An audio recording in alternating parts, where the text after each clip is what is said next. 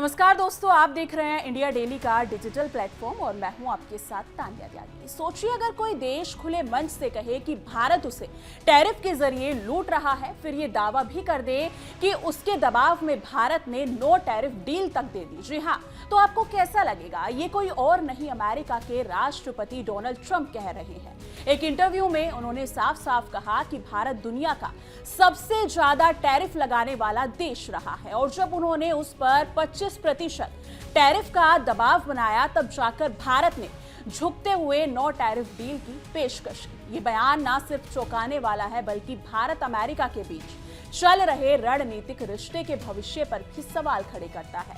Donald Trump का दावा है कि चीन, भारत और ब्राजील जैसे देश अमेरिका को लंबे समय से व्यापार के नाम पर टैरिफ के जरिए मार रहे हैं। उनका कहना है कि उन्होंने टैरिफ को हथियार की तरह इस्तेमाल किया और भारत जैसे देश उस दबाव को नहीं झेल पाए।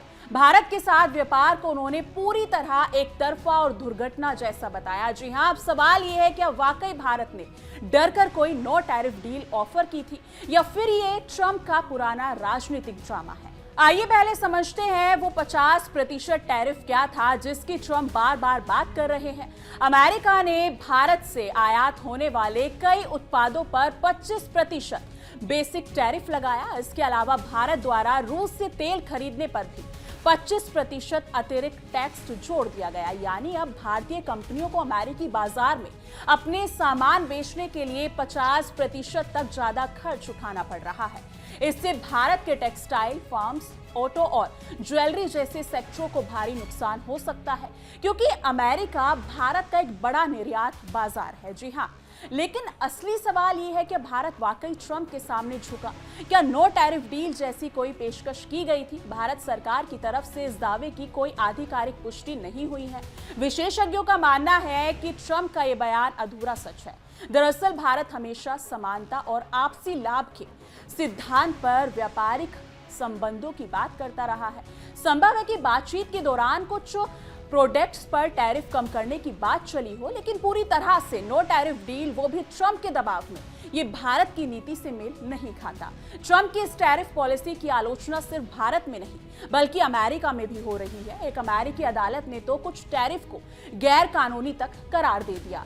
डेमोक्रेट और यहां तक कि कुछ रिपब्लिकन नेता भी मानते हैं कि ट्रंप की टैरिफ नीति से अमेरिका अपने रणनीतिक साझेदारों को खोता जा रहा है। भारत जैसे देश जो इंडो पैसिफिक क्षेत्र में चीन का मुकाबला करने में अमेरिका के लिए अहम भूमिका निभा सकते हैं, उन्हीं पर दबाव बनाना कहीं से भी समझदारी नहीं लगती।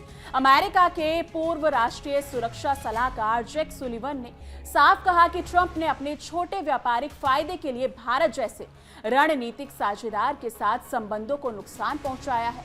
सुलिवन का मानना है कि अमेरिका को भारत के साथ तकनीक, सुरक्षा और वैश्विक कूटनीति के स्तर पर खड़े रहना चाहिए, लेकिन ट्रंप की इस आक्रामक नीति से सिर्फ भारत ही नहीं बल्कि जर्मनी और जापान जैसे पारंपरिक सहयोगी देश भी अमेरिका की विश्वसनीयता पर सवाल उठा रहे हैं। अब सवाल यह है कि भारत को क्या करना चाहिए? भारत को चाहिए कि वो दबाव में आने की बजाय ठोस और संतुलित नीति अपनाए।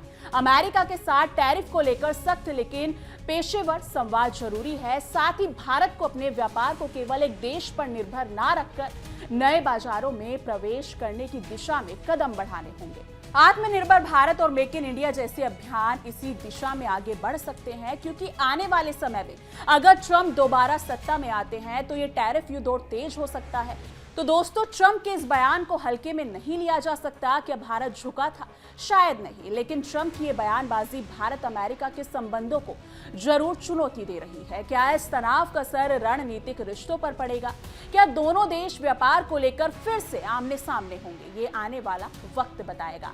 आपका इस पर क्या कहना है? क्या ट्रंप सच बोल रहे हैं या ये सिर्फ एक चुनावी प्रचार है? क्या भारत को कड़ा जवाब देना चाहिए या शांत डिप्लोमेसी से काम लेना चाहिए? नीचे कमेंट सेक्शन में अपनी राय जरूर साझा कीजिएगा।